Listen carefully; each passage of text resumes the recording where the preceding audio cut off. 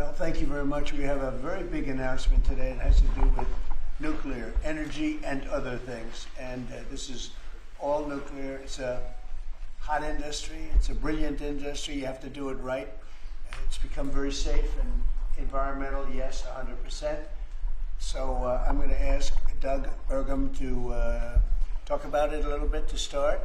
And maybe Will, you'll follow him up. Yes, sir. And we're going to have Pete Hegseth speak from a military standpoint, but this is very all-inclusive. We're signing tremendous executive orders today that really will make us the real power in this industry, which is a big industry. Doug, why don't you go ahead? Well, thank you, President Trump. This is a huge day for the nuclear industry. Mark this day on your calendar. This is going to turn the clock back on over 50 years of over-regulation of an industry. American greatness has always come from innovation, and we were very innovative. We led post-World War II in all things nuclear, but then we've been stagnated. We've choked it with over-regulation. Today, Will is going to walk us through a series of 4 executive orders. Each of these help attack separate issues that have held back this industry. And with us today, we've got a number of CEOs from the industry representing some of our largest nuclear providers, but also a big change. This is a time when capital and competition has finally come to this industry. We've got venture capital, we've got startups coming into all aspects of small modular nuclear, and we've also got an EO that's talking about the importance of us having a secure supply chain of being able to get that fuel load here in the United States as opposed from foreign sources. This has impacts on national security, on our defense, and again, President Trump here today has committed to energy dominance. And part of that energy dominance is that we've got enough electricity to win the AI arms race with China. What we do in the next 5 years related to electricity is going to determine the next 50, because this is the first time in history where electricity can be translated into intelligence. And we need that intelligence for every aspect of our economy, but also for defense. Pete Hegseth in the Department of Defense has been a key part of this, and this is going to help us make sure that we're providing the defense we need, where we need that AI, need the electricity, but also to secure our bases here at home and around the world. Secretary? Sure, I'll just add to that before going to Will. Energy security is national security. If we don't have reliable energy for our basing, for our troops, whether forward deployed or domestically, we're vulnerable. So by having small modular nuclear capabilities, which are rapidly being fielded, that we can use on our bases here and around the world, we're creating an environment where if things happen elsewhere, the military can be relied upon. Also, we're including artificial intelligence into everything we do. If we don't, we're not fast enough. We're not keeping up with adversaries. You need the energy to fuel it. Nuclear is a huge part of that, modular or otherwise. So we're going to have the lights on and AI operating when others do not, faster than everybody else because of nuclear capability. So this is a big game changer for us as well. And we're also talking about the big plants, the very, very big, the biggest. We're going to be doing them also, but we're going to start off a little bit. I think the focus today is the smaller module, but included in this group, we're also doing big plants where needed. They won't be needed too much, but they'll literally be able to do it in an entire state. And you've read a lot about cost overruns in a couple of states that were pretty significant, but we're not going to have cost overruns. And the technology's come a long way, both in safety and cost and everything else. Would a couple of you guys like to talk about your companies, and you want to say anything? Joe, why don't you kick it off? Sure. My name's Joe Dominguez. I run Constellation Energy. We have about 25% of the nation's fleet. We're the largest publicly traded nuclear company in the world. We're in the middle of a merger with Calpine, and once completed, we will be the largest electric producing company in the world. About enough power to produce, to cover all of Mexico, actually. I didn't know that. When we talked, you were so modest. I can't believe it. That's normally not said about me, Mr. President. I'm very impressed. Go ahead. So you think it's got a great future? Yeah, well, absolutely we do. And the big change here is not only the technology has come around, but we have some of the largest companies in the world, the hyperscalers, who need this energy for AI, who are now working with us to fund the development and construction of the next generation nuclear. Nuclear is a 24/7 resource. These data centers run 24/7. Some of them will cost $200–300 billion, and they want to run them all of the time. So we can't use intermittent resources. We need something that's always on, 24/7, and nothing does that better than nuclear. The problem in the industry has historically been regulatory delay. Mr. President, you know this because you're the best at building big things.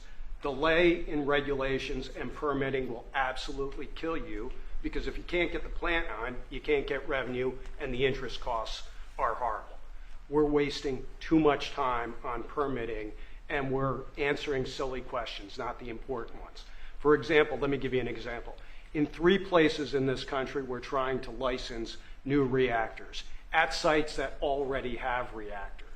Yet I have to spend $35 billion at each site just for the NRC to do an analysis that says this is a good place for nuclear.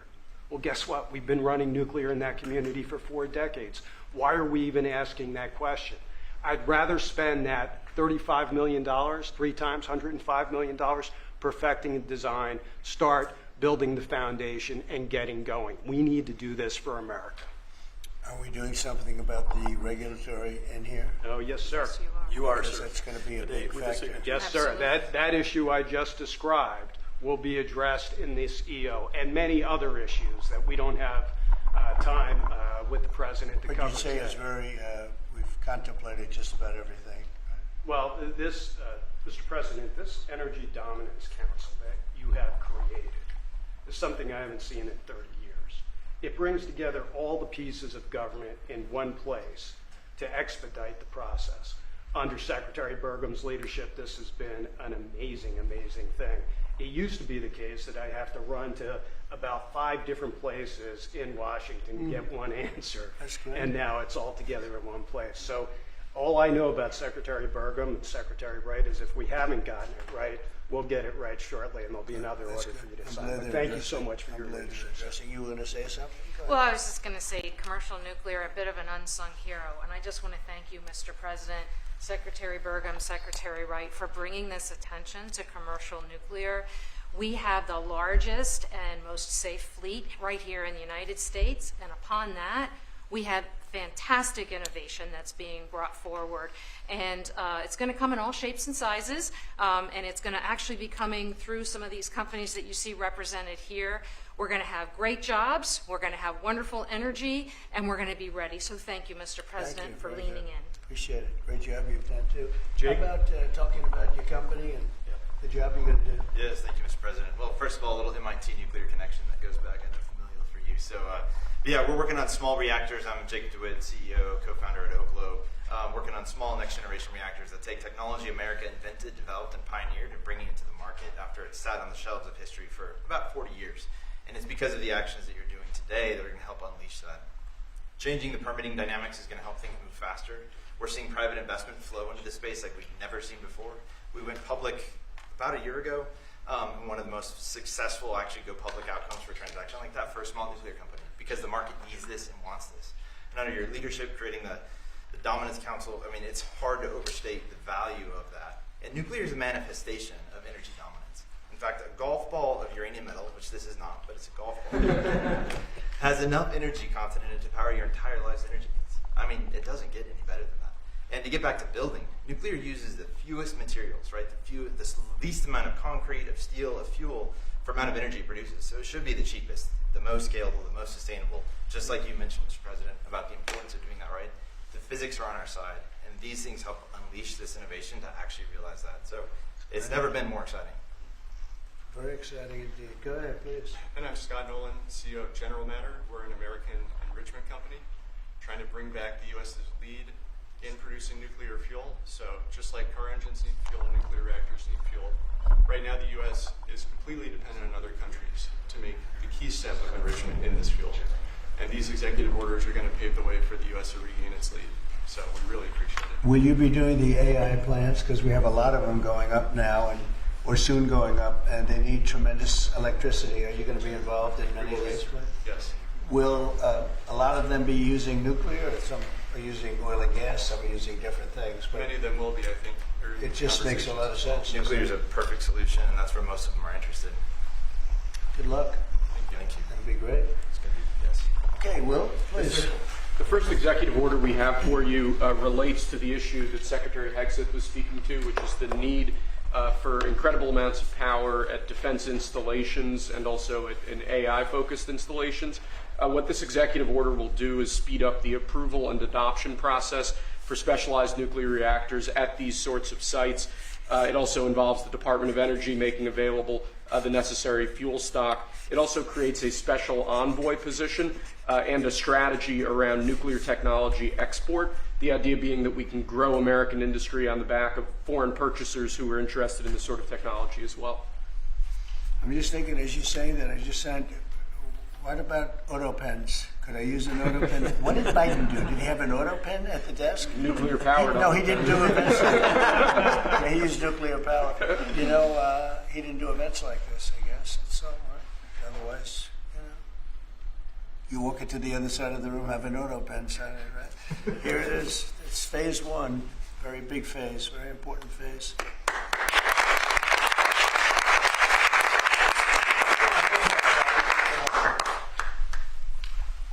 Sir, this next executive order is intended to reform the Nuclear Regulatory Commission. You heard a few of the people here speak about the complex regulatory processes that have really held the nuclear industry back. Before 1978, there were 133 reactors built in the United States. Since 1978, only 2 new commercial reactors have come online. That's because of overregulation, and the goal of this executive order is bringing that regulatory process into line with the actual needs of the industry and public safety, with an end goal of quadrupling the amount of nuclear power production in the next 2.5 decades. It's fantastic. It's exciting, right?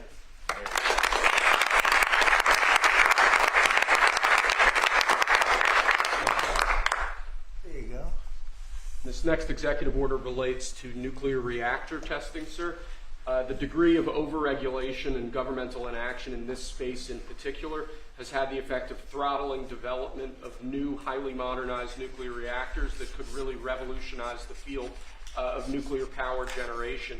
So this executive order, it orders a revised regulatory process to speed this whole process while preserving, obviously, core safety concerns. It also creates a new pilot program with an expectation that we will have 3 new experimental reactors online by July 4th next year. It's amazing. That's exciting.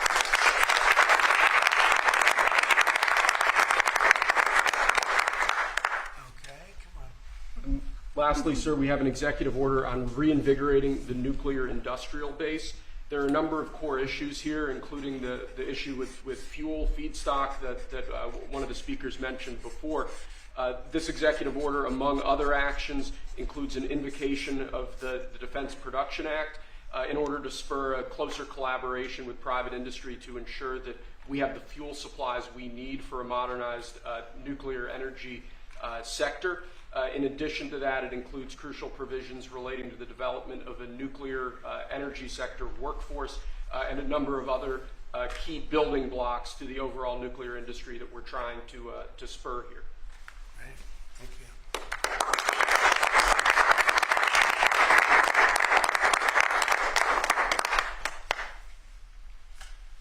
We have one more for you here, sir. This doesn't directly relate to nuclear energy, but it's on a similar subject.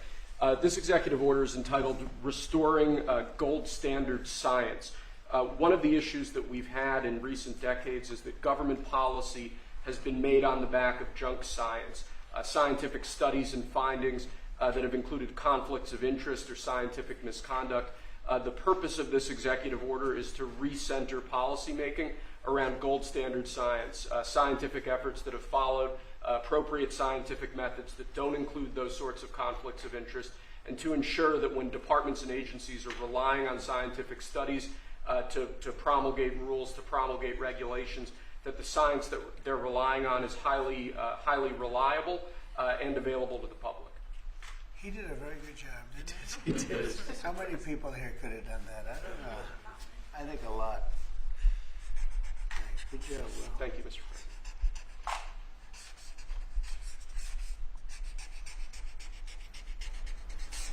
Is that it? That's all we have for you now.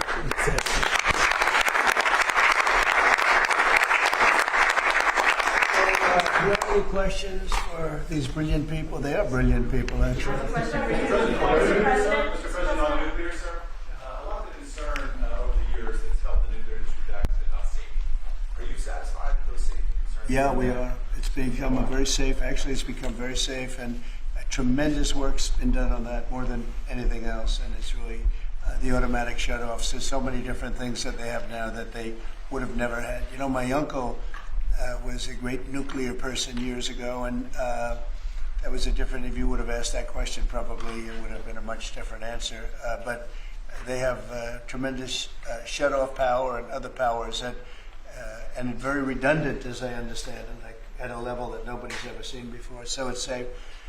And we're going to do a lot of the small ones, and we're going to do some of the big ones. But yeah, very safe and clean. And on Mr. President, on Apple. Let's keep it on this for a little while.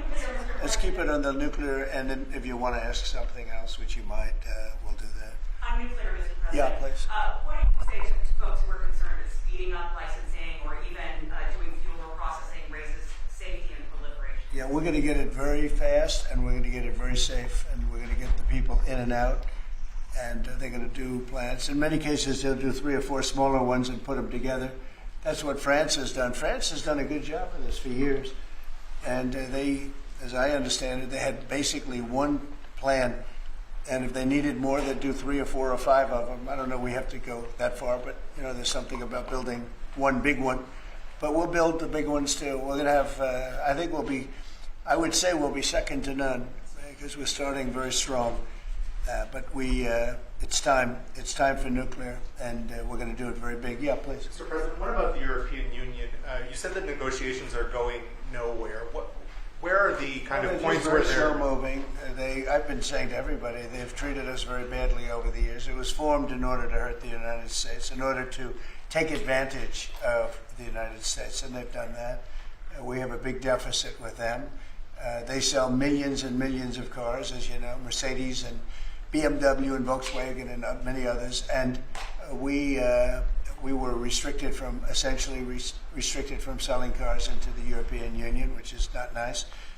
And I just said it's time that we play the game the way I know how to play the game. You know, they've taken advantage of other people representing this country, and they're not going to do that any longer. Yeah. Mr. President, you are a deal maker, deal breaker. What are you hoping to achieve with a 50% tariffs on the EU? Well, I think this is there is no tariff, because what they'll do is they'll send their companies into the U.S. and build their plant. You know, we have, I guess, over $12 trillion practically committed. You look at other presidents; they haven't had $1 trillion for a year, for 2 years, for 3 years. We have numbers. Nobody's ever seen numbers like we have. And if they build their plant here, then they have no tariff at all. Are you looking for a deal in 9 days? Will you be able to do that, sir? I'm not looking for a deal. I mean, we've set the deal. It's at 50%. But again, there is no tariff if they build their plant here. Now, if somebody comes in and wants to build a plant here, I can talk to them about a little bit of a delay. But, you know, while they're building their plant, which is something I think that would be appropriate, maybe, we'll determine that. Is there anything the EU can do? I don't know. We're going to see what happens. But right now it's going on June 1st. And that's the way it is. No, they haven't treated us properly. They haven't treated our country properly.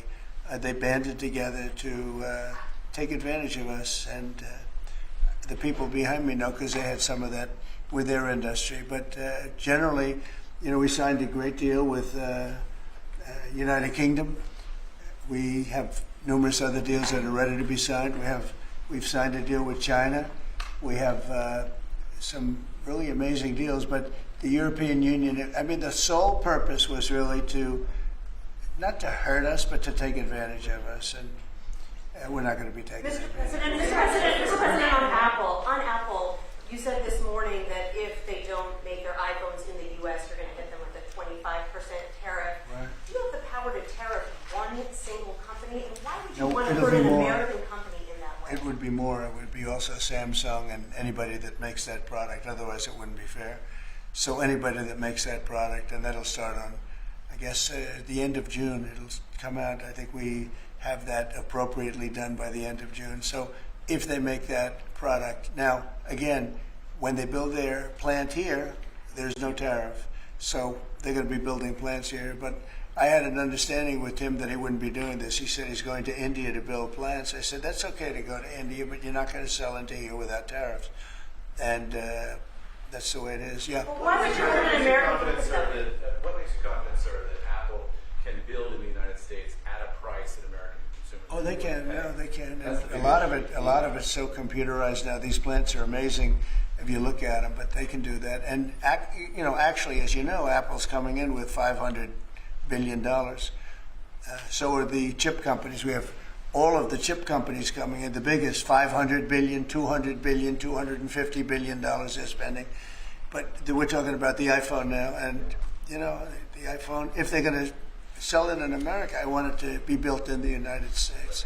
They're able to do that. When you say that Walmart should eat the cost of the tariffs, is that an acknowledgement that it is U.S. companies that bear the brunt of tariffs, not foreign countries? Sometimes the country will eat it. Sometimes Walmart will eat it, and sometimes there'll be something to pay, something extra. I've always been a fan, and I've always believed. And if you look, take a look at what I did 4 years ago. We had the greatest economy, and we had no inflation. Remember that. We had no inflation, and yet we had hundreds of billions of dollars of tariffs that I put on China, yet we had no inflation. We had no big cost differential.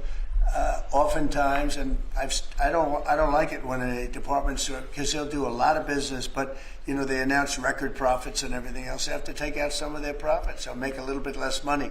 But I don't want the consumer.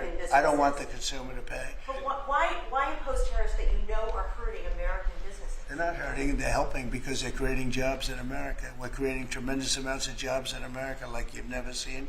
We're having investment in America. We're not getting ripped off by every country in the world. We've been ripped off by every country in the world. They're making their product. They sell it.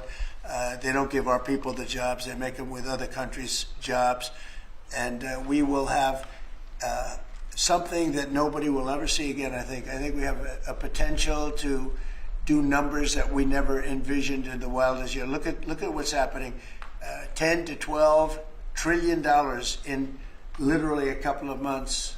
It's nothing like that's ever happened. It's we're doing a very special thing. We want, if they're going to sell it here, generally speaking, not for all products. There's some products we don't want to make. And frankly, we're much better off getting them elsewhere. But for certain products, we want cars. We want to make cars. We don't want to have, and I like Canada very much, but we don't want to have Canada making our cars. We want to make our cars. Oh, it's a phone call. Do you mind? Hello? Okay, it's only a congressman. I'd let you know, actually. Mr. President, are you considering stopping other universities from taking foreign students? It's a different congressman. They're all congratulating us. Yeah, it's lucky it is. Okay, let's go. Are you considering stopping other universities besides Harvard from accepting foreign Well, we're students? taking a look at a lot of things. And as you know, billions of dollars has been paid to Harvard. How ridiculous is that? Billions. And they have $52 billion as an endowment. They have $52 billion. And this country is paying billions and billions of dollars and then gives student loans, and they have to pay back the loans. So Harvard's going to have to change its ways. And so are some others. Mr. President, on that note, a lot of CEOs in the United States, big companies, are for it. What is that going to do? I'm fine with that. No, I'm fine with that. Competitive. No, we want to do that. We're actually going to be doing something in the near future that's going to make it possible for people to come into this country and come in and have a road toward citizenship. And I think it'll be very exciting, but it's too soon to speak. Are you looking at banning students? not want the best and brightest from around the world to I do. come to Harvard? I do, but a lot of the people need remedial math. Did you see that? Where the students can't add 2 and 2 and they go to Harvard. They want remedial math, and they're going to teach remedial math at Harvard. Now, wait a minute. So why would they get in? How can somebody that can't add or has very basic skills, how do they get into Harvard? Why are they there? And then you see those same people picketing and screaming at the United States and screaming at, they're anti-Semitic or they're something. We don't want troublemakers here. But how do people that can't, when Harvard comes out with a statement that they're going to teach some of their students remedial math. That's basic math.